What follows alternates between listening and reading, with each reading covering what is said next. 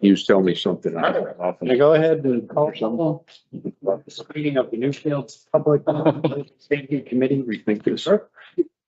On the 19th of August, we're going to do a quick run around the room for the committee members and those public officials that are here. My name's John Hayden. I guess we can go this way. Tom Greller, Brian Knipstein, Jack Steiner. Hobie Harmon. Bill Meserve, Jeff Buxton. Bill Blaze, Wayne Young. Thank you, gentlemen, for being here tonight. We've got a full house. That's great. First item on the agenda this evening is conversation with folks from SNP. I'll let you introduce yourself. That Perfect, right? I'm Jason Lacombe, I'm principal of SMP Architecture. Anthony Mento. I'm the project manager and have been with SMP for 26 years now. That's 6 there's a lot. It's Absolutely. So we've given you a qualifications package and proposal in talking with Bill via email. It sounds like you'd just like to walk through the proposal to understand what our process is like. So certainly do that. In terms of SMP, we're a 43-year-old company. I joined in 2011, so I've not been there 26 years. I partnered up with Eric Paulson, P, and as he retired, took over the firm from him. And since then, we've grown to 7 people. So kind of a mid-sized firm.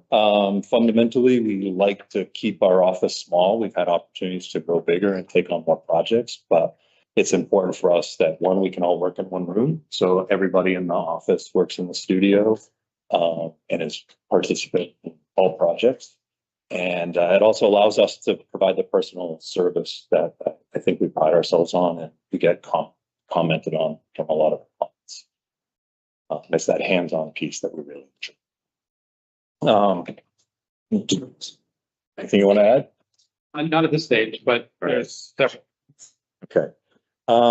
In terms of just thinking through the process, I think everybody has a copy. Everybody have a copy? Mars looked at it. So what we did is we're very process oriented. We sat down and looked at, knowing very little about town and your project and your needs, other than some Primex reports, which are great.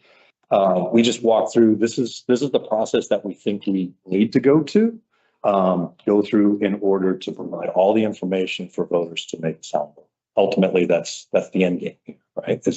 Is bring something to the voters in 27 that we have confidence in. And I say we, so it's a collective team effort. It's, we come in with our expertise and our professionalism, but we really want to work with clients to make sure the building we're doing is fit for your town, is appropriate for your town. And there's a lot of different directions that could go, right? Not every town wants, big flashy stations, we're focused on function and longevity. Then, that's something that we want to talk about and learn more about as we go through this process. When we say we, because it is essential. You know your community and they know you. We are not as familiar, and it's hard to be the outsider and want to make recommendations that are heard unless you're on board with it. So that's why it's us together. A lot of meetings, a lot of conversations. Yep. That's ultimately what it comes down to. The more we can understand what your needs are both now and sort of anticipated, like what's the growth of Newfields look like. We want to have those conversations. And then ultimately it comes down to what's reasonable assumptions, right? We're only going to develop, 10 or 15% of new documents. So we need some consensus on level of quality, energy efficiency types of systems. And we want to have those, not so that we can decide definitively what it is, but at least we agree on what's the assumption and what's the budget relative to that. That's ultimately the important piece. Because that all goes into the total project budget that we're working to get you for the vote. Right. And assumptions can change, right? You go through the vote, we do this, and the vote passes, and then we start wielding something. Engineers involved, bigger teams, and then different questions and more detailed questions become really important. If we have not made reasonable assumptions or appropriate assumptions now, then we're going to have budget problems next phase. So the more we can avoid those hard conversations next year, I think the better off we'll all be.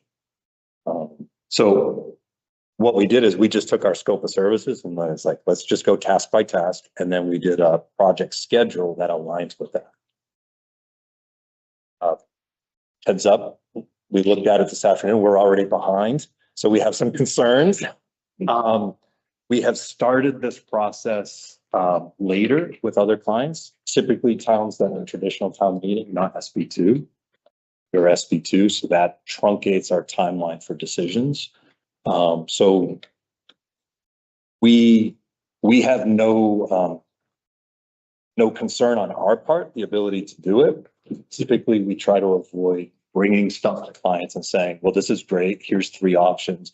And oh, by the way, you need to decide before we leave tonight, or else we're not going to make the deadline, right?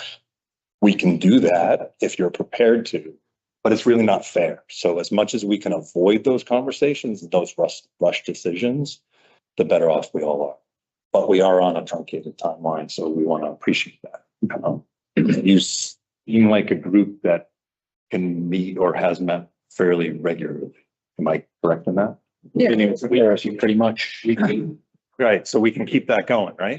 Okay. So the first thing is, start with a kickoff meeting, goal setting, getting a timeline. Typically, we would sit down with you on a schedule that we did in the back, and each meeting we'll actually pick dates. Public events, we would pick dates. We like to sort of commit to those. They can slide. We can move as schedules change and we start approaching the holidays. But it's important that we lay out the whole path now to vote as clearly as we can, and then agree that we can be flexible to make it happen. So start off with a kickoff meeting. We want to review the site, which we just walked. Spooked a deer. And I'll be interested to see what your survey company comes back. It looks like if your tax map is accurate, that's probably 85% wet. You sure you need? So we didn't walk that far. But that's just New Hampshire. So I think it's a challenging site. The area that we were looking at that seemed like a logical first place is probably 6 or 8 feet below road. So we've got some site challenges, right? We want to try and get our arms around those of, is this reasonable? Is it appropriate? You can make any site work. All the good sites are gone in the state. So we're always dealing with ledge or drainage or slopes, right? Fill. So we have to really figure that out and make sure that we're anticipating reasonable costs to make this site function for it. So we want to go through that, and we would work with, you've got a civil engineer, correct? Not just a surveyor? Correct. Fields Associates. Fields. Okay. Yeah, we've engaged with them for the initial process of site evaluation, not like a full-blown site plan, obviously, because But they're flagged wetlands. It looks they flag wetlands. Survey crews supposed to be out there to locate those and then get back with us. They were yesterday. Yeah, they're So, new flags. Yep. yeah, so they're supposed to get back to us relatively soon with, some assumptions that are Okay. as accurate as they can be without, Good. We've started projects with a lot less. Yeah. So I'd say that's a good thing. Usually on less challenging sites, in all fairness. yeah, well, did our due diligence looking around to try to find a site. Yeah. There's not a lot of places in town that were at all available to, Right. And this is already town owned, correct? this is town owned property. Yeah. So And it appeared to be a good location on that corner, good sight lines. So there are close to the existing state. Yep. Correct. Right. So Police town, pretty much Water, town sewer. fires. We don't need septic. We don't need wells, That's fantastic. Town sewer. That's good. That'll be good for the fire suppression. Can you just walk through how you're gonna do needs assessment? So typically it starts, go through with the chief, each chief, yep, and your staff, and really talk through. It doesn't necessarily make sense to review your existing facility, but it gets a good sense of what your procedures look like, what your staffing levels, what your anticipated staffing levels. Primex kind of outlined some of your staff and we made some notes, but it's hard to program just based off of the insurance company's reports. A lot of it comes down to making sure that it functions. We've done, I don't know, 5 or 6 police stations and half a dozen stations. So we've got a fair amount of familiarity with what's common in today's stations. We usually know what the requests are for the senior staff and your other staff. And we know when it's a gotta have and when it's a real love to have. And so we can play that thin line. The wants and needs. And then it's because of the joint facility, how much space can we share, right? What's, forgive me, but a lot of times that comes down to your relationship and sort of willingness to make this happen. And then also, the needs of the community, right? So you're going to need a training room. You're going to need a training room, EOC, presumably. A lot of times that shares as a community service room. So we want to think about how do we design the building efficiently to provide those needs for shared departments, but also let the public in to what's essentially a secured facility, right? So we want to think about those flows. And then we come back to the committee and we talk about, well, here's an idea, here's an idea. During that phase, do you talk about finishes, materials? I mean, trying to avoid a huge contingency, like narrowing it down with us. As much as we reasonably can, our experience says if we're shooting for, high quality building envelope in terms of thermal performance, energy efficiency, and efficient systems, frankly, finishes and fit and finish is a really small part of the budget. But if we're shooting for good quality, low maintenance, kind of that mid-grade piece, we're not doing granite tile, but we're not doing VCT, right? So you would flush that out with us during this, okay? Yeah, and that's part of what's the reasonable assumptions for the budget. And it does start with that programming because then we know like how big each space needs to be. And from our current and past projects, we have a really good handle on just how large the offices need to be, a training room has to be, and what kind of equipment you have to fit within it and what you were anticipating to get in the near future. So we right size the building, and then we're thinking a lot about the building envelope because that's where a lot of time and attention goes into making a quality structure that will last as long as you expect it to. And Year building, everybody says. 75-year building. And that all is part of the conversation. So yes. How do you talk about and plan for the idea of growth in the town?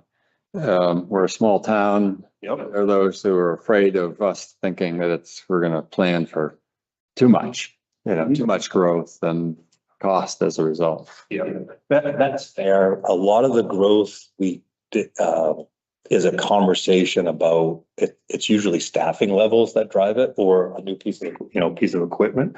Most departments that we're working with, fire departments, they're at the point where we've got all the equipment. It's just a replacement piece. So in Tilton, Northfield, we're working with them. They're a 2-station, right? One in Tilton, one in Northfield. But the conversation about apparatus came down to it, and they've got a 39-foot ladder truck. But they said long term, we probably should plan on a 45, the next size up. We'd probably never buy one, but it doesn't make sense to design a facility that couldn't support it. So that was an ongoing conversation that we had with the department and the commissioners there. But both departments have to be considered for that. Correct. And we try to anticipate an area of our building where we could easily grow off from Add-ons. and not make it look awkward with an addition later on, but at least plan for it. And we show that as like a little dashed line. So it shows that the community is looking at our concept and yeah, we're planning for long-term growth as we do grow as a town. You want the building right sized, a little bit of breathing room functionally, but not so big that the public walks through on opening day and says, what's all this empty, these are empty rooms with no furniture in it, right? So it is a delicate balance. And I frankly, it really does come down to a conversation with all of us of is this reasonable or not? the census doesn't necessarily show that you're gonna double, you're not gonna double the size, right? So what is a reasonable planning horizon? And we have meetings that we use regularly for drafting the program of all the different needed rooms based on the space. And then how big those are. And then we have an analysis that helps us define roughly what size building that ends up being. And, and that's just how we kind of build it out as we discuss every option. The potential future expansion of a facility like this ties directly into your site. Yeah. And, not saying that this isn't the right site, but it is a conversation of, okay, we can fit you today, but if the town was to grow and you needed an expansion, then, there's either no room or no access, or you're filling in wetlands, right? So I think it just becomes a conversation about, is this fair and reasonable? Every town we work with says, I want a 50-year building, I want a 75-year building, but in reality, planning for staffing and growth kind of taps out around 20 years, maybe 25, for what you could reasonably project. And then also at 20, 25 years, you're looking at, potentially roofs are starting to be replaced, equipment, right? So we know towns keep structures for a long time. We've worked on a lot of stations, the station in Tilton Northfields from 1880s. 1860s. So it's only 160 years old. And they're still using it as a fire station. Not a great one.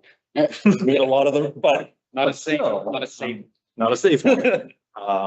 As far as the needs assessment, like the police and fire departments have already kind of come up with some rough ideas of what we might need for training areas, apparatus bays, police side booking and things like that. Yep. We want to share as much space as we can. Yep. Obviously the EOC, we want to utilize that as a community space and have something available to public to use. Yep. This building is, aging, no AC, things like that. I did. Want to be able, yeah, I know. So and on top of that, training rooms, the reason we can't share training rooms or Correct. kitchen, things like that. Training room, fitness rooms, small meeting rooms, absolutely. Yeah. So both departments get along great working relationships. So we really want to utilize that joint space to help keep costs reasonable. Yep. So, Yep. but we also we're not considering, we have rough ideas for square footage, but if it's gonna be dead space hallways and stairwells, mechanical rooms and all that type of stuff too. So, What size building are you thinking?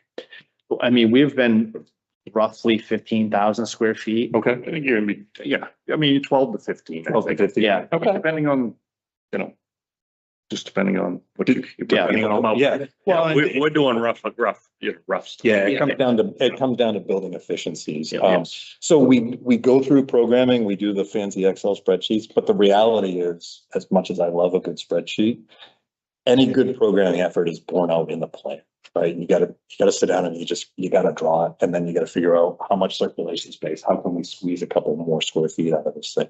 Are we addressing locker spaces, right? Are lockers in hallways, or are they in bunk rooms, fit, right? So we want to work through that in an iterative manner. So, like I said, Tilton's 2 stations, Sanborn Road is a new station. It's just over 12,000 square feet, including a roughly 1,500 square foot mezzanine in the back of the apparatus bay.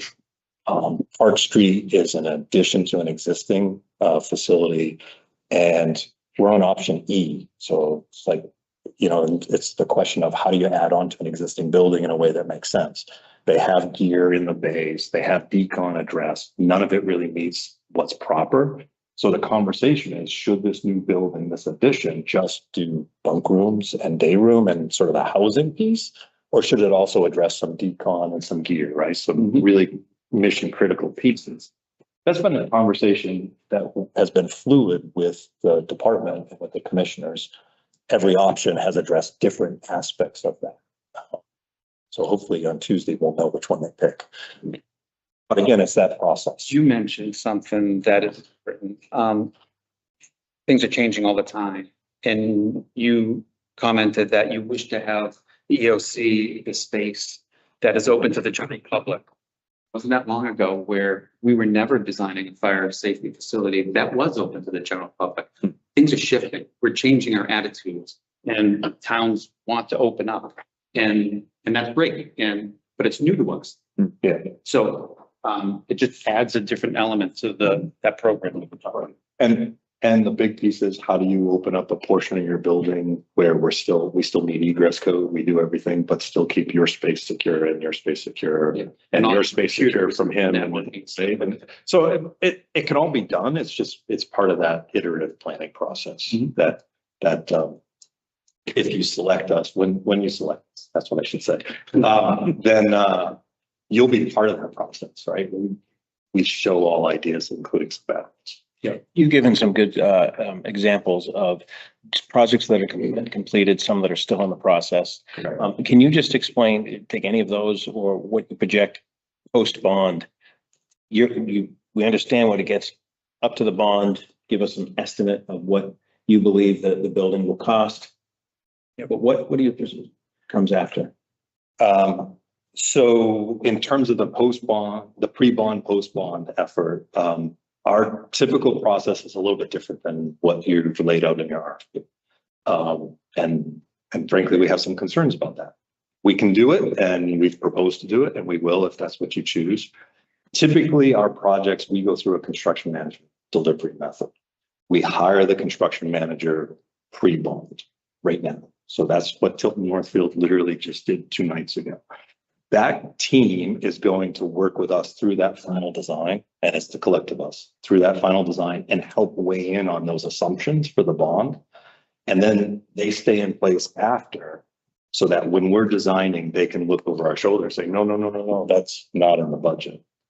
And if you want to add that, this is what we need to take out, right? So it's a fluid conversation. Getting them involved early on helps us all know exactly where the budget is at any moment in time as we're coming up with option C, D, E, and F. Correct. And because they're in the market of constructing and budgeting constantly, they know better than us. It's way more accurate than just doing square footages. Yeah. Because square footages vary on every site. And so having a CM involved at the early stages, they're part of the project, they're on the team, they have investment in the project. They want to see it go through as well. And then later on, post bond, we would remain involved and they would as well. Because now that team is just going to roll in through to get you construction documents fully engineered.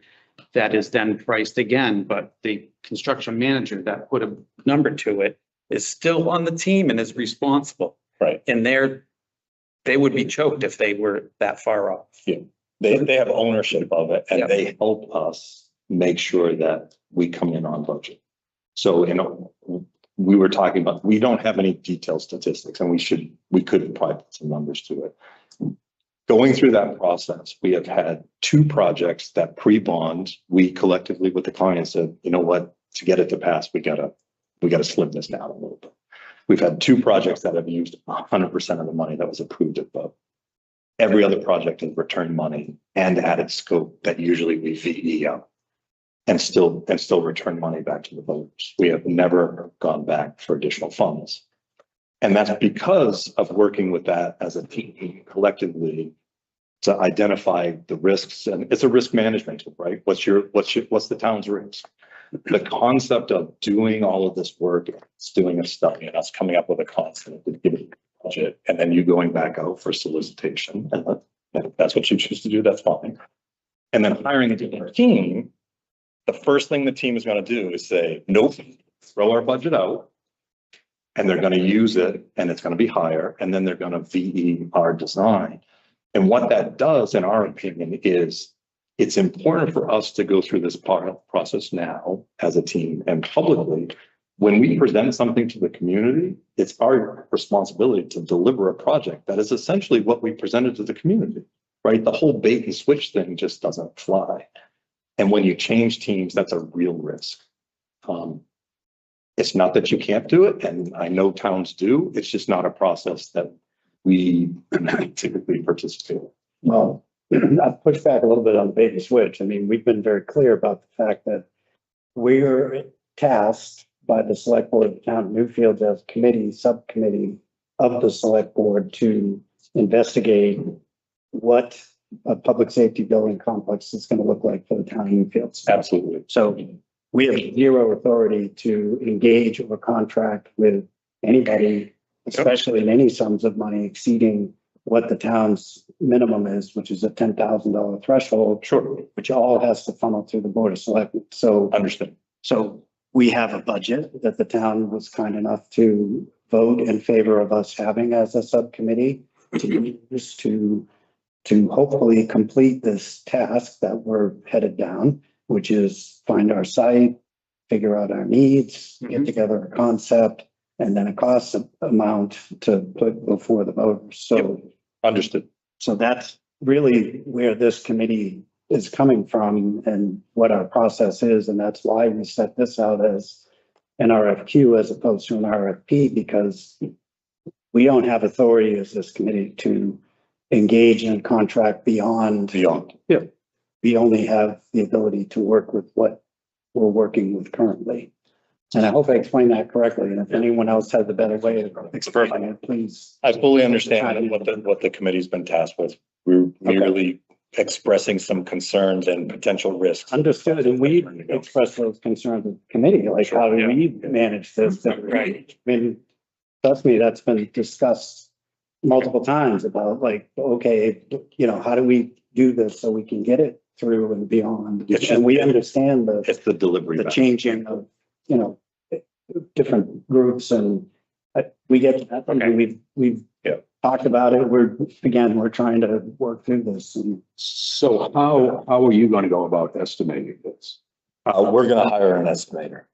Yeah. We haven't identified who, frankly, it's probably one of the construction managers that we frequently work with, that we've done fire stations with before. And we will hire them and pay them, and it will be listed as the architect's estimate. And which nobody trusts. Right. In addition to that, sorry, nobody Yeah. does, right? Frankly, we hire estimators because it's got to. we hire estimators for all our projects or we work with others because we don't trust our own estimate, right? We're inherently biased. Our favorite design is going to be the cheapest every time. And we know that's just not reality. More importantly, when we're talking budgeting, I made individuals and these are all zeros. There's no budget here. But what's important is everybody talks about construction numbers. But nobody thinks, or most of our aren't necessarily thinking about all the other stuff to put a project in place like this. And this is where this sheet, we will work with you to fill out what are those reasonable assumptions. So, the building construction in that bid, that's the big number. A lot of things get thrown in as percentages otherwise, but stuff like towns forget legal expenses. If you're going to go for a bond, there's bond counsel. You may hire an attorney to review contracts or whatever the next step is. So if we think that there's going to be a cost, we want to go through this list with you and get to a budget. That bottom line is what you would propose as the bond number, the warrant article. And to your point. And there's no turning back. We do put an owner's contingency in here as well, Absolutely. because usually there is something that gets added to the project after we're there. And if we didn't have a little slush fund of a contingency, there's no place to get it. Slush fund might not be a great term, but All right. yeah. Right. Buffer tax. Something, well, And again, with the idea that we're only doing 10 or 15% complete documents, we try to, give you as much information as you can. But there's 1,000 decisions after the vote to get this built. And each decision could cost money or save money. And again, what's reasonable. And usually this, we go through this and put everything in there that we want, and then we see the number and it's like, okay, then we have the hard question of what's passive. And then that becomes a risk management discussion and what's your tolerance for risk. We've had clients, Barrington Library, we zeroed out their furniture. We said, you will potentially only have the furniture you have, right? If we can. we were able through aggressive buyout and some good local subcontractors who gave the library a deal to save some money, and they were able to buy their furniture. But pre-vote, we were having the hard conversations of, this is the number we need to get to pass, and what's your risk? And they openly said, we know the risk, we were willing to take this, and if we have to, we'll fundraise for it. So it was a combination of all. They also knew it was approvable. And so that gave us a number. Have you ever been in a situation where the final project number went over the bond amount? And Okay. You can't. you're not going to go back. Once you, we do probably 80% of our work is this type of work. We spend a lot of time at night standing in front of voters asking them to spend money. So we take very seriously, like it's our own. And everybody says that, but that's just how we approach it. It's effectively, we are voting on a guaranteed maximum price for the project. And we agree that if we need to, we will make compromises to make sure that we stay on budget. And if we're unable to do this first step correct and get you a number that is, we feel very comfortable and confident in, that first number that hits the streets is the only number that they're going to remember. So if it changes after this point, that's a problem for the team. They only remember the first number. One of the aspects is our renderings. So if we can, how do you go about that? And I think we have a consensus of the architectural style. Okay. Well, so does that, I mean, I don't want to speak for myself, but I think we're there. Would that save money during this process to go to you and say, this is kind of the style? When you say architectural style, are you thinking about a particular image? Or are you thinking about the type of building form that you're expecting? I think we looked at like the Canterbury is the idea that, that. John's, I don't know if he came in, John's just built, he spent all his money building his stuff. People like that stuff, the farmhouse. Very vernacular. Well, I think, so I don't want to see you going wasting money and give us a glass building. This, concept. Okay, don't worry about that. I think we know we have to go 2 floors just because of the wetlands and Yeah. this building is going to be smaller, but Actually hoping we can avoid 2 floors. okay. But yeah, it's a site-driven decision, right? There are a couple of reasons. If you're really thinking 12 or 15,000 square foot building, you're at the point where sometimes it's cheaper to go 2 floors. But the reality is, in the other stations we've looked at, the program doesn't equal out where you can get enough space to justify a second floor and have 2 stairs and have an elevator, right? And we still need to make it ADA compliant.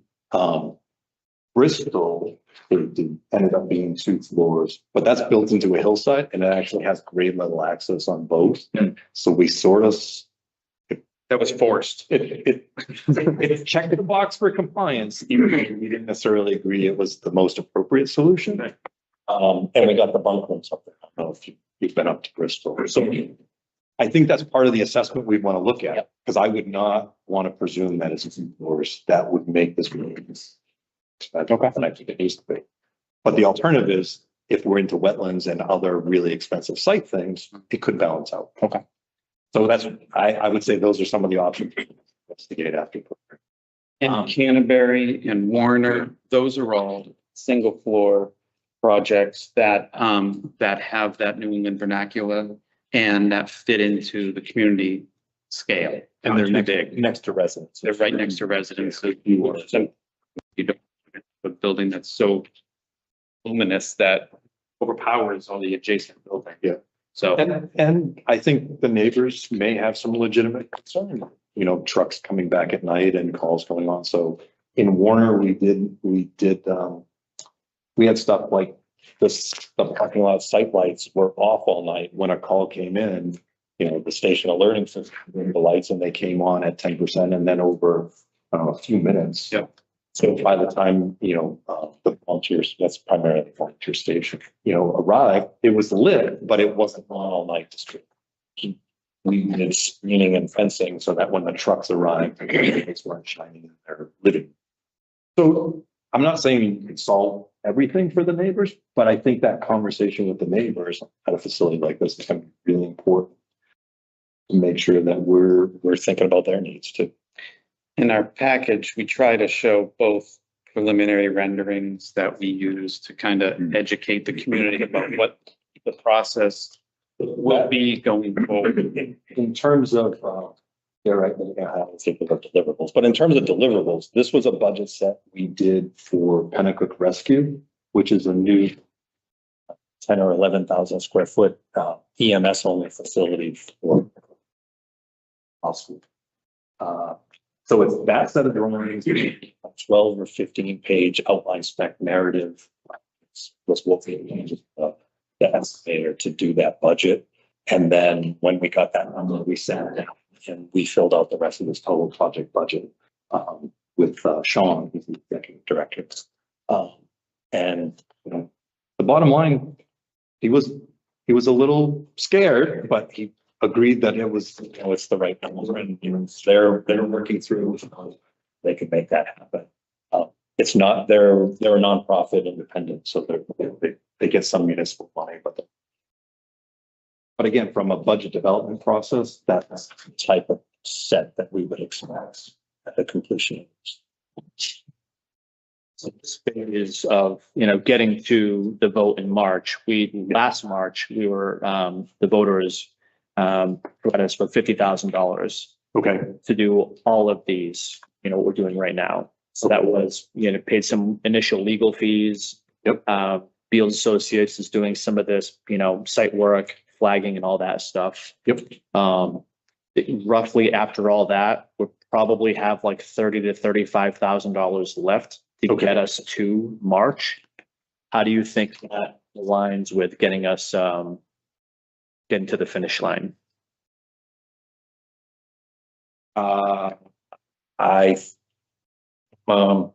We can certainly get you there, and not have to, dare I say, back out our scope.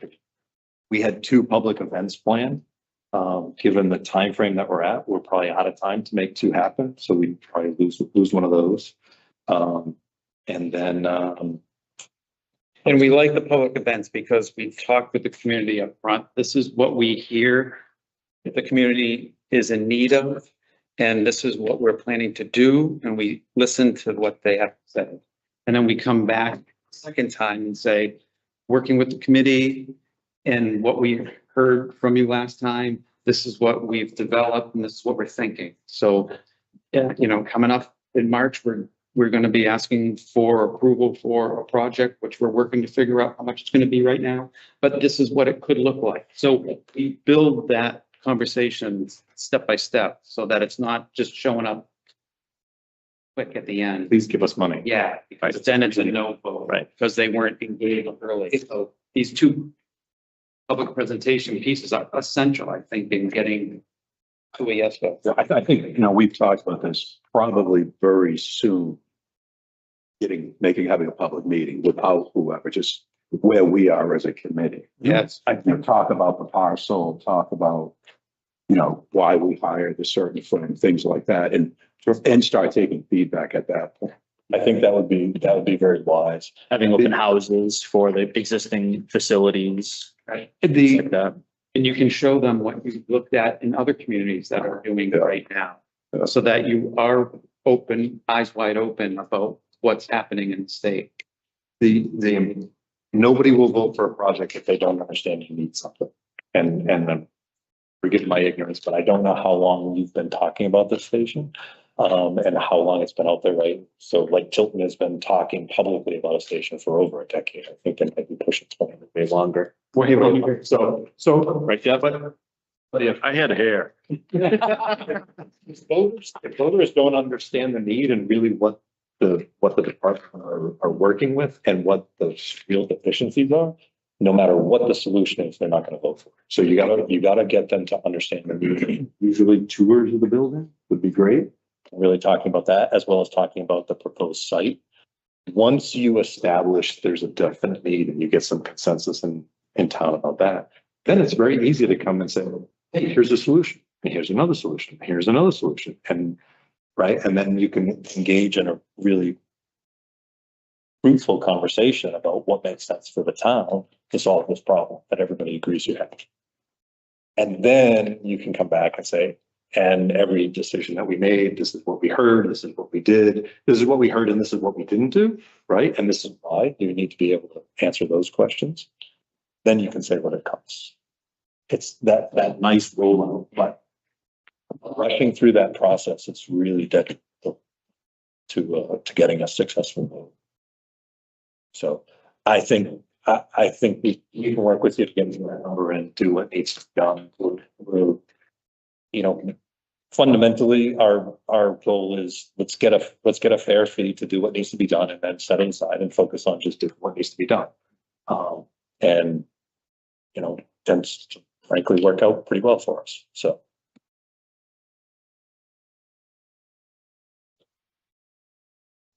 We'll continue to talk, so you have to ask a question. If you have something on your mind, please. I can take up your night. Understanding is not an option at this phase, but continuing to advocate for a process that we think is in the best interest of the town. We did put together a proposed construction manager, so it's what for qualifiers. And in terms of getting somebody on board, it's a little And pass it on. process for us. I would encourage you as a committee to talk about it and maybe talk about it with the select board. Because from a budget development and risk management approach, this is a process that we know works. And we have done this for 2 decades with success. And frankly, the first time we get one wrong, no other town is going to want to talk to us. So we make sure. We understand that you have a different goal and A different charge. different charge, but we wanted to at least present this as something for you to review and to get more aware of. That's all. So if we were to bring on a construction management company, would you still use this estimator? We would use them as the Just use them and Yep, which would save money off our fee. It basically would transfer money from our fee to potentially them. And it would be a construction manager that you all chose. You know, we would give you individuals to discuss it with, but you would receive qualification packages and talk with them, and everyone is different and they all have different personalities, and you would choose who you wish to work with. And then that would be part of the project. The big thing is it is committing to the person who's going to build your building now. Right. And I understand that some towns just don't want to do that. They're not prepared to do that. And is there a fee? That's a question. So, like I said, we just wrapped up this process with Tilton Northfield. We got 10 qualifications. We did RFQs and then we shortlisted and did RFP. So it was a 2-step process because we had more time. We got 10 qualifications packages. They shortlisted to 6. We got proposals from all 6. They interviewed all 6. So we did 2 nights, 3 nights last week. I was meeting with Tilton Northfield. So thank you for letting us this week. And they just, I believe 3 out of the 6 waived the pre-bond fee altogether. Some said we will charge you, but then if it passes, we will credit it back and guarantee maximum price sort of going in. So everybody has a different strategy and a different approach. And it's really up to you for what makes sense for the Do town. you know you said Tilton Northfield, is it a Board of Selectmen form? Like, are they town meeting, SB2? What kind of policies do they have for? You picked a complicated one. Well, I mean, I'm just curious because, you know, we're SB2, but we have a policy in place for monies for expenditures, you know, Yes. beyond, I think, the $10,000 cap. So that can't come from our subcommittee. It has to come from the Board of Selectmen. Sure. And frankly, to go through this process, you'd want the Board of Selectmen to participate and or bless it, right? Because you are made. But I think that's the end. I think the Board of Selectmen has charged us with putting this together for them so they can then review it and then put a package out after to the vote. So So Tilton Northfield is unique because they are their own independent, fire. Yeah, Private. so they get, they operate frankly like a municipality, not an SB2, right? So they have their own March meeting. And it's attended by residents from both Tilton and Northfield.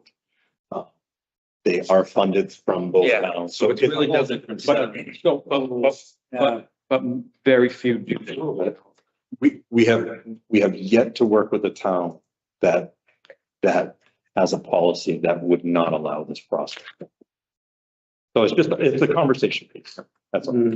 We're prepared to do exactly what you asked for in the RFP. We've included everything that we need to. We just have concerns of we're going to do a little bit of work. You're going to take our information and then you're going to rebid it. Maybe we get the job, maybe we don't. I can guarantee you if we were taking information like that from another team, first thing I'm going to do is not trust their information. We're going to redo it all. That's sort of it's human nature. And we're also not going to own the estimate. We're going to understand that we're working within that budget, which means I can manipulate the design that I've been given to make it work. And that, forgive the term, the bait and switch.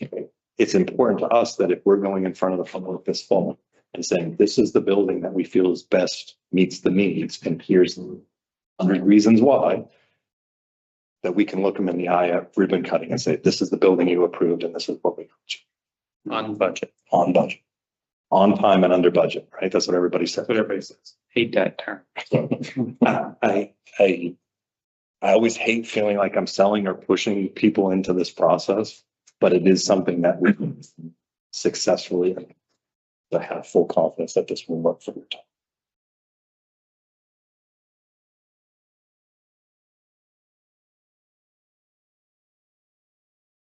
And you can have another meeting on that.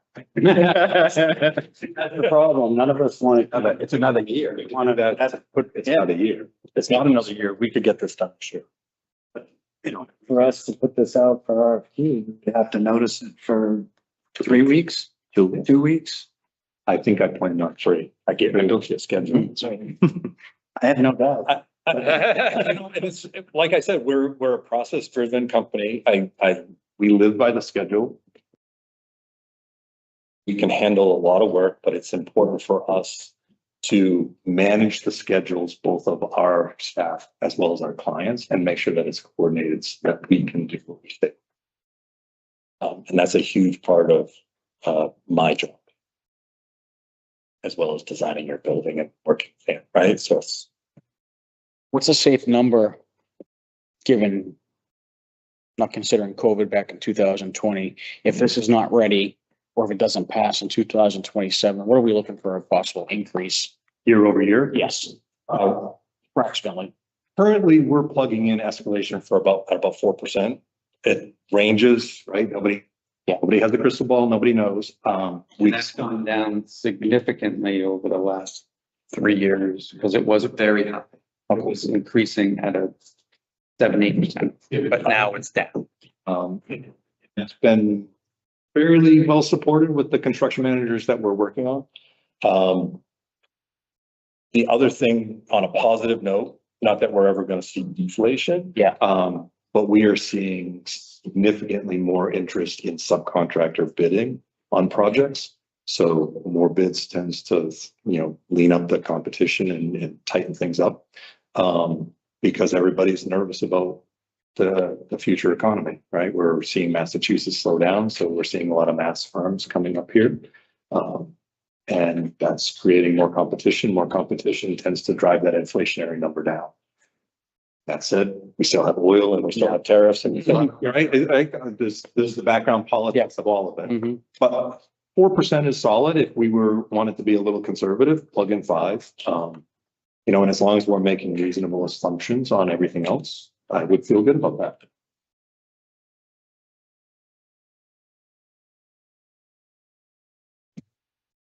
Any have any more questions? Right. Good, thanks. Thank you so much. Thank you. A lot to think about. Hopefully you made your decision really easy or really hard. But, well, it's an important building and it takes a lot of time and attention. complete it correctly and as requested and as required. So, you know, putting the time in is necessary. And we just put it out there for you to consider all of it. Fundamentally, these are projects that we really believe in and we like to support. Again, I wouldn't say this is why I became an architect, but after 20 years in the state driving around, you know, I can drive by a lot of our buildings. Anthony can drive by more and say the building's still doing what it's supposed to do and it's serving the community. And, you know, that's gratifying. And that's what we look for. So if We don't do shopping plazas and we don't do that stuff. If the committee decided to work with you folks and engage your suggestion of a construction management RFP that we put out there, Yep. are you still suggesting you'll be able to work within the budget money that we have left to accomplish this? If we can get to a clear number, I will make it work. Is that reasonable? Very much so. I just need to have the question answered. Absolutely. So I was, We only have so you much. said 30 to 35. You know, 35 is obviously easier to make work. If we have to get to 30, we'll find a way to make it happen. If we have to get a construction manager and cut out our estimator, then that hopefully helps balance out some of the funding. We can do that. You're pretty confident that a construction manager would come in, but again, to be clear, your process, you are indicating that that construction manager would be the manager throughout the project if it passed beyond March. Yes, that is We'd typically have what the to figure process out is. how that works. Yep. And it is a conversation. It's a different process than what you've outlined. Sounds like it's a different process than what you've considered. Well, I mean, we just have But as it's a a fact. policy in our Q and our P policy in the town. And that's spending funds. Yep. So This, that's no different than any other municipality, Right. frankly. And in this case, we would be not looking to have additional funds being spent at this point in time for the construction manager. If they are brought in, it would be something that would be part of the bond approved number at once it's gone forward towards construction. if you wanted to go through this, you could put, so in there, I break these out into very specific categories. So how much you're going to charge pre-bond, like pre-construction, post-bond, but before bidding. And then what's your fee percentage included in the GMP? Everybody understand those terms? I'm sorry, I'm throwing lingo around. Okay. You could say the pre-bond effort has to be at risk. And therefore no money unless it passes and then it gets rolled into the next phase. You could do that. We haven't had a client do that before, but you could, as long as you know the rules. Actually, New Boston did that to us. We did our first year with New Boston, entirely at risk. And we knew that going in. It's the rules of the game. And as long as it's clear and understood, then I think it's fair and reasonable. So again, I understand it's a different process you considered. If you wanted to go with us and you wanted to talk to the select board, I would happily come out and talk with the select board about the effectiveness of this process. We try to make it easy. We try to facilitate it for you in terms of we send out we've got a list of 24, 26 folks that we would send directly to. We post it on construction summary. We usually ask clients to post it in the town, put it on the website. If there's a bid in our, right? So we get it out there as much as we can, so that nobody in the future has an opportunity to come in and say, I didn't have a chance to compete on that project. Right. Cast the net far and wide. And then it's a process for you to, how do you go through and evaluate both qualifications and proposals? And let's say if we did go down that road for whatever reason, you could still hit the ground running with the needs assessment. Another thing. They will be two paths concurrent. Absolutely. They need to be. Yeah. If you chose to go with us, I would likely try to set up a programming session next week. And let's get this going. And since you already have thought about programming what your needs are, it makes it that much quicker for all of us. We'll ask you questions and that'll make you think about things differently, but get to an end game quickly. Tilton Northfield, we did programming. We did it online. I mean, Sean knew his program a lot. We had a lot of good back and forth. in terms of which is, what components are on which station, where's the admin, so we talked all that through, but it was an hour and a half online meeting, and then we did some work and we sent it to him, and he was like, oh, I forgot. So it's a fluid piece, and then we dive in and start drawing plans. It's nice if we have a site plan at that point, but We may. I'm not, I haven't communicated with them yet, but. and Anthony's correct. I'll go all night. I'll meet with the best of them.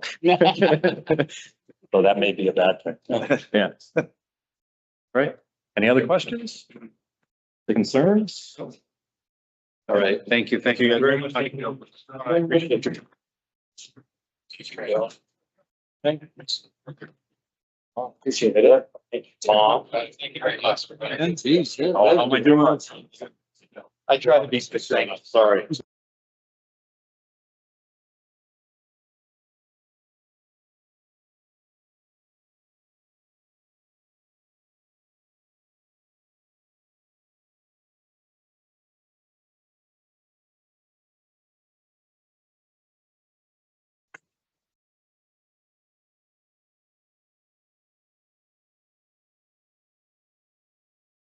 Right, so next item on the agenda is deliberation. You guys want to handle this? Did you get a chance to listen, Watch well from here. watch both of me? What is the outcome of this one?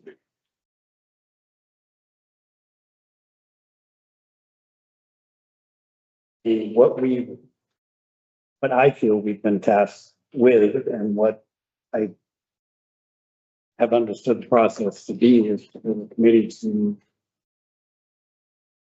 for selectmen with a proposal for the public safety building to include the design, concept and design and the cost estimates for the construction of it. Obviously, the location. So it's to hire one of these three firms. I mean, I think in order to meet that goal, we need to engage one of them, whether it's Turner Place Work or SMP, or if the committee didn't feel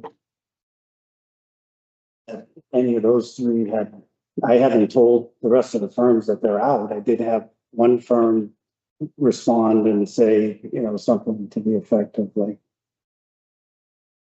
thanks, wish you luck. And I didn't really get into it with them, but I mean, One of the ones we met with, or one of the ones we didn't?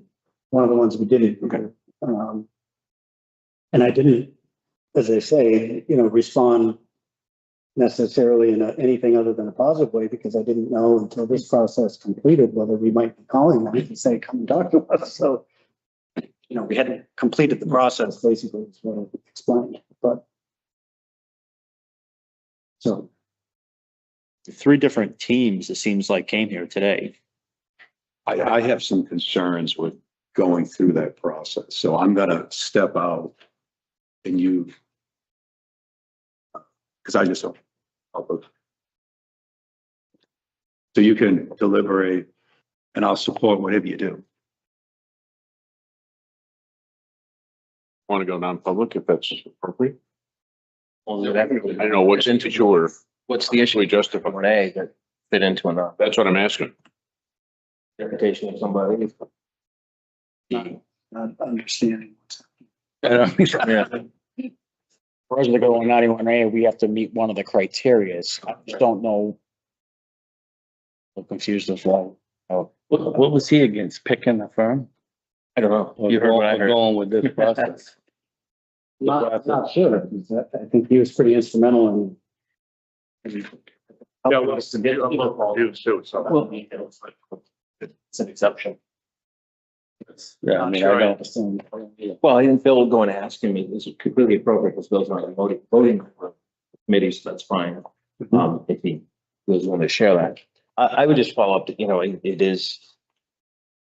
I had some thoughts based on tonight's discussion that brought me back to over a month ago when we talked about some of the ways to go.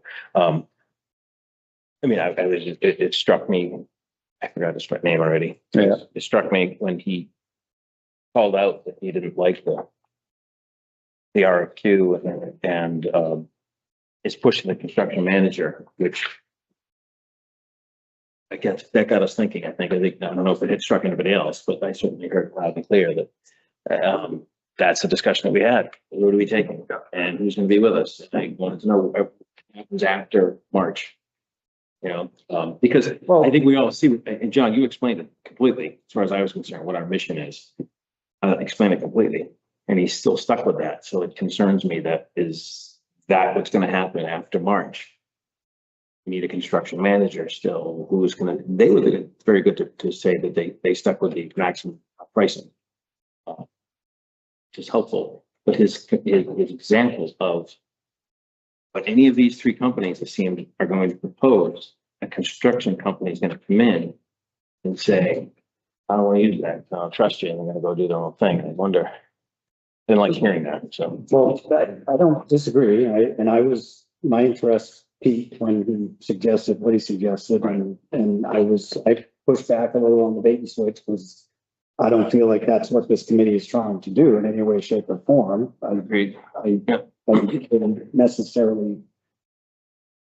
I wasn't comfortable with that characterization.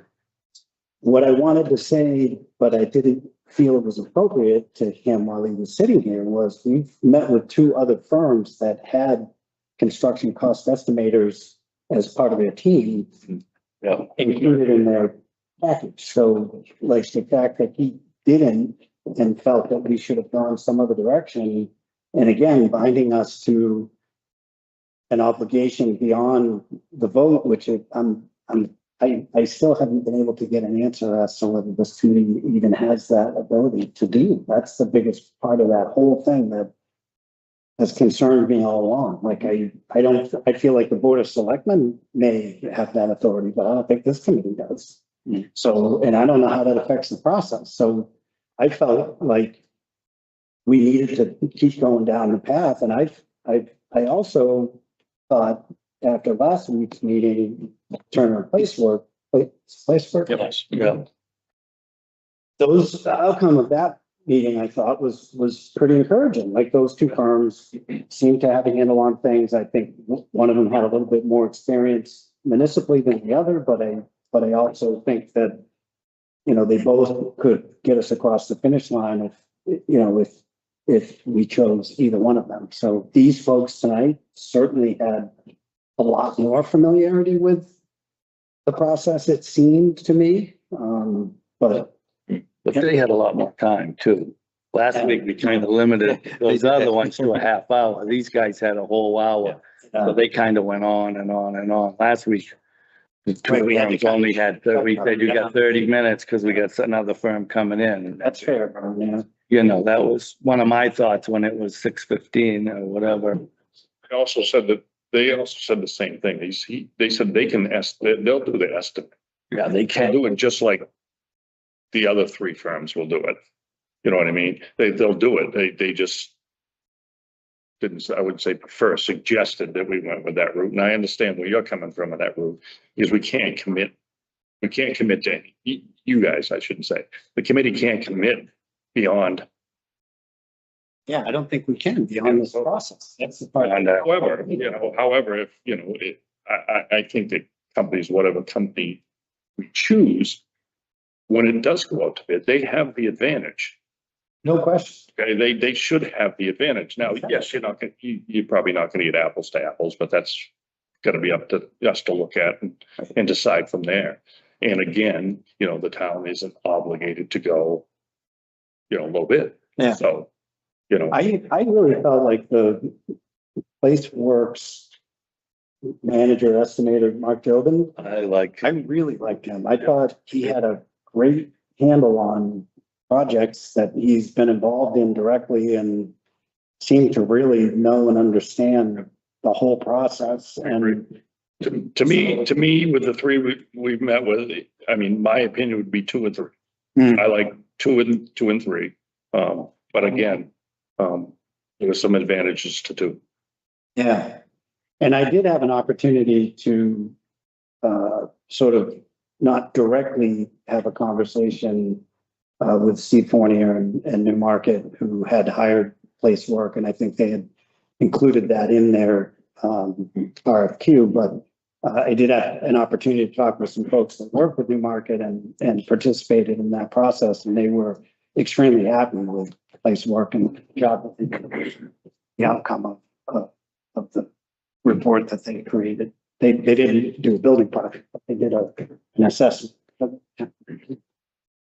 So, yeah, I don't know. I mean, I like SMP and their, again, familiarity with everything, but I'm a little not nervous, but I'm a little apprehensive, I guess, more so that about the construction part, but I don't know. It just seems. Place where I had the most doubt and money though. Like she was like, oh, that's real low, but yeah. She did say she could do it. She did say she could do it, yeah, And the timeline. in the time. She did say she could get it done. She gave a similar answer to these guys. Yeah. Hey, we might have to cut out a couple meetings Right. and make it work. It was almost the same answer really between the I two, mean, I do like, all three of them really. yeah, I mean, I like the history of what the experience they have with the public safety buildings, where Yeah. place work doesn't have that. I agree. Nothing says that that gentleman that was part of that crew that with place work, we could always hire him at some point down the line as the construction manager. He was the estimate, yeah. I mean, he was hired, but He was right through the it. gentleman for place work over was hired after the fact. I don't know. Yes, he was a clerk. So he impressed me a lot last week, but I also hesitate. Experience in the public safety building. Yeah. I was concerned about that because, not to take anything away from architects and stuff now, a lot of that stuff is CAD. Right? I mean, it's CAD, so it's just, It's CAD, but they've had the experience and they know the ins and outs and the square footage of what works, what doesn't work and stuff like that. I'd rather have somebody that's actually built it than putting it into a CAD system. That's actually lived it and built it and. I was so nervous about Turner in the scope of presentation. It seemed like it was a pretty big crew of people that you're supporting that whole process, which again, I guess you we need. can talk from John. We can cut meeting costs. Online meetings cost a lot less than in-person meetings. There's gonna be a lot of stuff back and forth with the chief and I there's a lot of meetings and you don't always have to come down and meet face to face, Well, and you don't have to have your, whole team necessarily. I guess that was part of, which, I mean, it was impressive. They had some depth and maybe that was the point, was to help us to understand that they have a vast group of people to work with. Yeah. Yeah. I don't know. I really like SMP's familiarity. Certainly had a lot of experience with different projects. It's a tough decision. Like we said, they're all qualified. Mhm. Every one of them. Yeah. And I agree with Tom on the method and everything like that, but I think we're in a position and it's too late to change, but We need to get them. we need to Yeah. get something, keep something moving. And I don't think the route we're taking, it's not costing any more money. It's just time right now. Right. Well, I mean, I have an inclination who so I don't know how we want to handle this, but Make a motion, we can't vote. Honestly, I mean, is it just the three of you to vote? I don't. Four of us.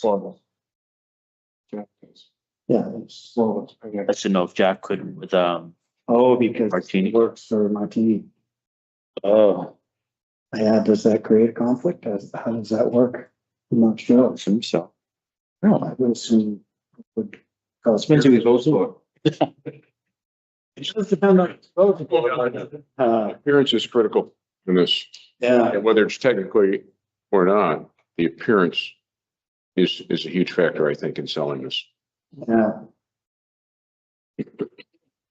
Well, so. Yeah, Well, the elephant in the room is not here, but if we agree, in your explanation, we all understand what the mission of the committee is. And your explanation of what we can spend the money on seems to be brought up just about every meeting. So if that's the case, then we do have to make a decision to stick with what the road we've already gone down. So there's no, we can't change it now. So with that in mind, a vote has to be made. And if there's only 3 of us here to make that vote, we can't do it. Can't. I meant, well, I mean, 3 out of 5. Got it. I mean, we can technically, if Jack would have to recuse, I guess. I mean, maybe, I'm not sure what Bill's issue was, but if that was his issue, then I don't know if he would be willing to come back if he knew that Jack did recuse. I don't know. Not sure that that's what he was getting at. I don't know.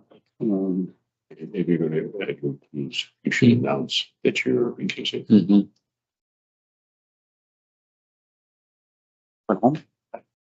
Okay, well, yeah, I sort of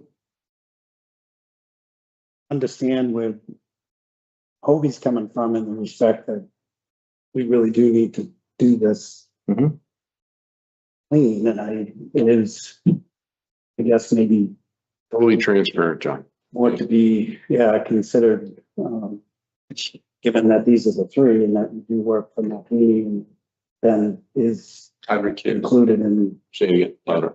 I would recuse. That's about. Okay, did you get a final answer from Chris Bolt on this matter? I know he wasn't available. No, I have not. He has not been available. As far as I'm not sure how much it's gonna matter. I mean, if we choose any of these 3, I think the process is gonna move forward regardless. So, no. right. So I think that the input, Jeff already said, is between 2 and 3, and I think it's 2 and 3 was place work and SMP.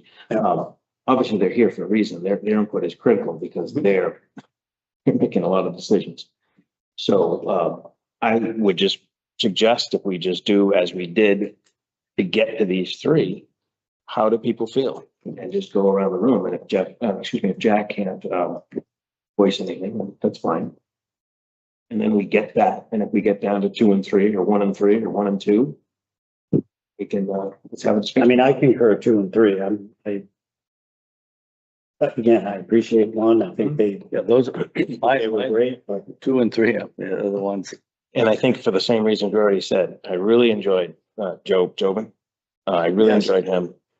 I think SMP's got it dialed in as far as what they're doing. I know who they're working currently with. And Jobin too, like you mentioned Northampton. Acting the same way. So then it gets us down to being able to flip a coin. The S&P was my first right off when I went through the book, that, But I really liked Laceworks estimator. well, that's the hard. He was the impressive part, I think, of their presentation, the guy they brought in for the estimate. Yes, He was, so. but again, I guess, I guess we don't know who We have, SMP is gonna use an estimator, because he didn't say.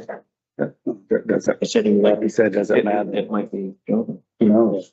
It might be him. Right. So I mean, it'd be ironic. I mean, I think from an experience standpoint, SMP seems to really, That's my opinion too. Mhm. they have a lot of familiarity and a lot of years of, doing this. I think that's a lot. Right. That's totally. We did like their examples too. I mean, Bill did bring up. Yep. if the committee can at least do that, choose a design that we like, so that at least gives us something, and they provide us nice examples. The one that Canterbury one, I agreed, I thought that looked really nice, if we ended up going that route. Yeah. So, What's that? I like that as When you well. guys want to make a motion, Well, you know, they don't have a say. yeah, but I I mean, we've heard, Yeah. it, unless you guys have more input. they have absolutely no way, right? So. I'll make a motion. Yep. We choose SMP to represent us. I'd second it. All in favor? Aye. Aye. Any opposed? SMP is it. Done. Jack, thank you. Well done, sir. Add to it. That brings us to participate and recuse. So they might still be. So. And Maybe two.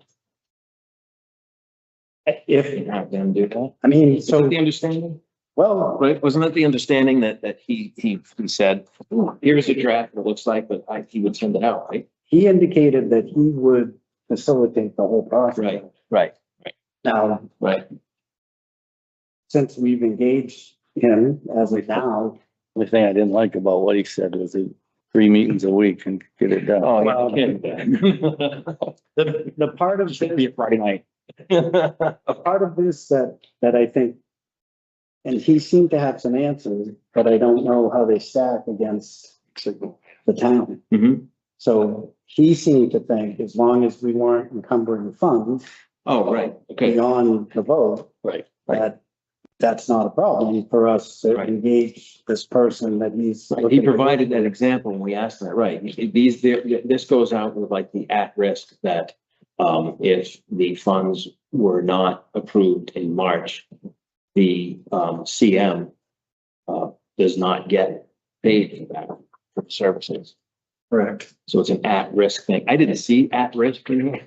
I don't, I think, yeah, we have to. I think because he said they haven't used it before. Right. One example, Yeah. Where Yeah. Milton. Right. Yeah.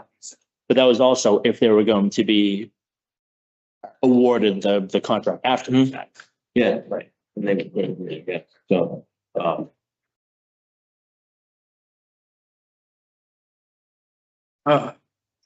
Yes. Yes, we need to make it. and again, excuse me, but this isn't, you know, what they're suggesting isn't, it's an RFQ, and a proposal. So, What I recall him saying, okay, put the RFQ out, that's the firms back. The committee whittled it two-step down process, to yeah. half a dozen, and then an RFP went out. Right. Or something, and then. But I think what we've seen by that is it does take longer to do that because it's too broad. I think that's part of my Yeah. worry about the whole Yeah. thing, and I mean, he did indicate he could do it with an estimator. That's how he proposed it. Right. Mm-hmm. We'll just. If it was heard to just to have them do it, we don't have to act on it. I don't know if we can, yeah, I'm time wise, but. and. Yeah. Do you want me to run this through Chris tomorrow and I will jump on him to take a look at it? Yes, well, I mean, do you guys? To look at his draft, to see if it fits. How. I will put the hard squeeze on him tomorrow. Yeah, just see if I'll email him tonight. As long as it doesn't eat up a bunch of our budget. Yeah.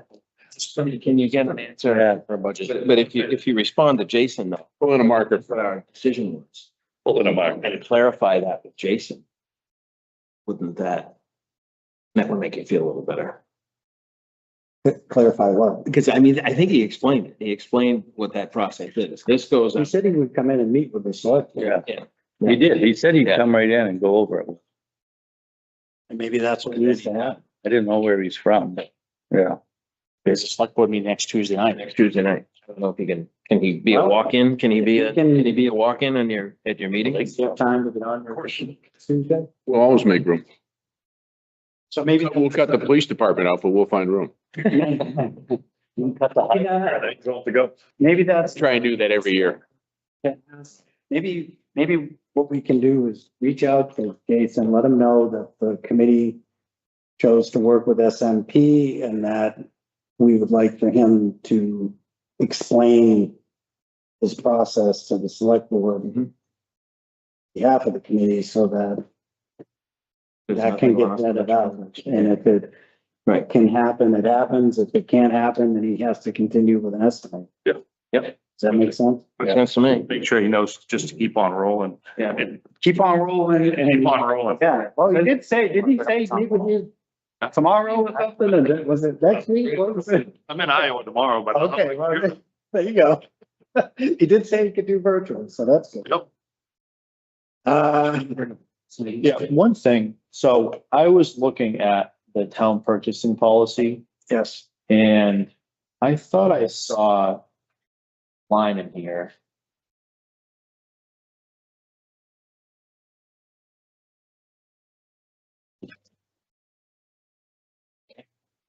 It was this section here, the purchase agent may. What page you on, Billy? This is on, What section? I don't know. Section page numbers. Section 4. Section 5? Yeah, section 5, sentence K. So the purchasing agent may waive advertised competitive selection requirements after consultation with the select board. So maybe that's, I don't know if that, I have no issue taking that to the board. right, but I mean, I think looking at that and bring it to Chris Bowl, would that allow us, I mean, we're still doing, it's not like we're just going out and getting these companies randomly. We're doing an RFP process. Would that allow us to choose SMP and a construction management to That's carry how us they did it. beyond? That's how Vote. you guys did it with me. Yeah. That's how they did it with me. I Right. mean, we got proposals. Yeah. Yeah, but we didn't get a full bid Right. package. But that's what we're talking about, like Tom has been bringing up, like maybe this is our, I know this committee doesn't have that authority, but The board does. that's in the policy. And let's, like I said, we'll reach out to Jason, ask him to meet with the select board next Tuesday. Hopefully he can. Come in and. John, it's not an issue. You will be No, I on, mean, I hope he can. but it will be on the agenda if he can make it. I think that's, and that'll put him in a place where he'll be most comfortable to come up with the best solution for us to have the solid proposal for March. You will have to have a time limit on him. You like, I can't hear you. you'll have to have a time limit on him. He likes his fun. You get a hold of the other companies. I can. Yeah, so that, Thank you for your proposal. Did we do that for the first Yes. RFQ? We did. I did, yeah, I sent out. I think I did. I can. Yeah, you did. I remember you saying you did. And then, yeah, you're supposed, yeah. I email. copy Sue on it, so whatever's been done, she's always been able to want. So if there's any question about anything, I gotta tackle it. All right, good. Okay. minutes.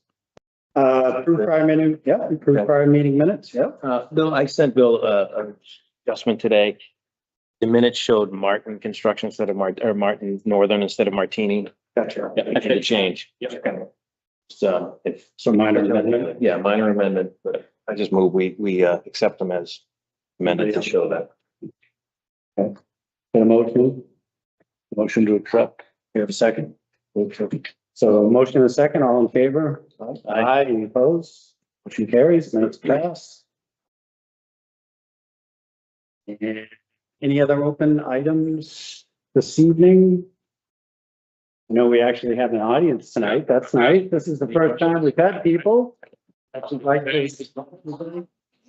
This has been going on for how long now? How many months? 10.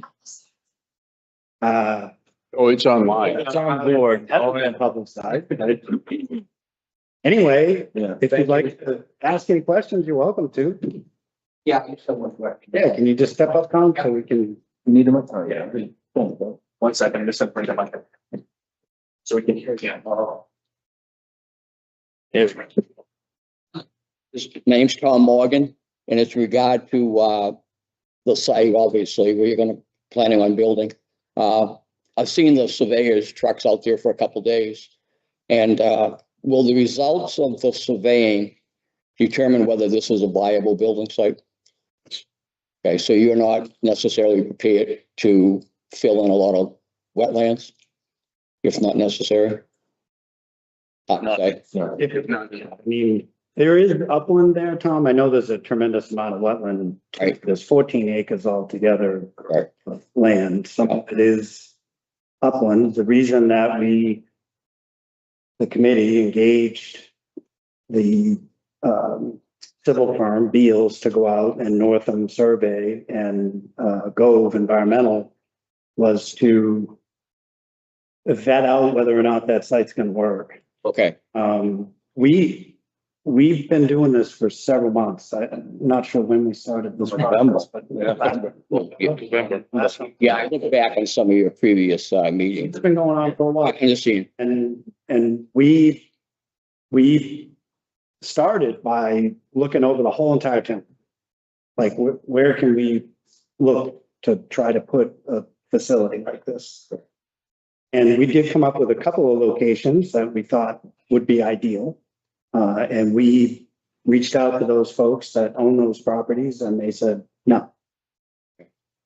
So we weren't left with a lot of choices at that point. The site that we're looking into now has been available the whole time, but it was sort of I don't want to say it was a last resort, but it wasn't our first choice. So we did some initial work to find out whether it was even possible, and that initial work came back. Yes, given the scope of what we're looking to do, it's possible. So obviously we need to look into that a little further, which is what's happening now. The result of that should come back to us very soon. Keep engaging and watching meetings because we'll have the results. So you expect to see a survey within a few weeks or whatever possible? Correct. We expect to have the results of the work that's being done, the wetlands flagging, the survey work, the environmental work, so that, we'll know whether or not we can fit the facility. Again, it wasn't the committee's first choice. Understand, yeah. It does happen to be, and the folks that were here this evening mentioned it, and I mean, it is a good spot for it in the sense that it's kind of sort of not far out of downtown. It's on an inside corner on the state road. It has a lot of positives in that regard. It's got town water, it's got town sewer. We don't have to worry about subsurface and drilling a well and all that kind of stuff. And there is a potential possibly for putting the balance of what that property is into some kind of conservation after the fact. It's not currently, even though there are some folks that feel that it is. We did do some due diligence on that too. Okay. We had the town attorney do some research to ensure that it wasn't conserved or we didn't, not break any rules as far as that goes. So Okay, trying to be conscientious. I understand, yeah, I'm just curious. Okay, so I'll just keep an eye on the meetings and hopefully, It's almost get a result. to say that we've been meeting. Okay, I It's on the town calendar, sure, Will do. the website, and everything's on there, all the meetings, all the minutes, all. Right, understand, yeah, I've actually looked. We want this to be a public process. I mean, this Yeah. is something that obviously it's for the entire town. It's not, something we're trying to do on our own. It's, this is something that's been needed for a long time. Yeah, understand. Okay, thank you. I've asked. I'm sorry. As transparent as possible. Yeah, understand. And thank you very much for coming. That's awesome. We appreciate it. It's been really quiet. Yes, absolutely. Please. My name is Gwen Morgan. I'm with him. And I probably should be looking at the website more frequently because until those pink flags went out, and I'm trying to read them as I'm going down the road, I think putting it in the middle of a neighborhood on such pristine area, the wildlife, the growth, everything that goes on there, the people who walk there and the kids who ride their bikes and all those other things that they ride up and down the road. I don't think it's the right place. I think you need something. I'm not saying that I don't think you need something. But I don't think it's appropriate to put it on such a wetland and in a neighborhood such as that. I mean, it's going to be right directly in people's backyard, and I don't think that that's fair.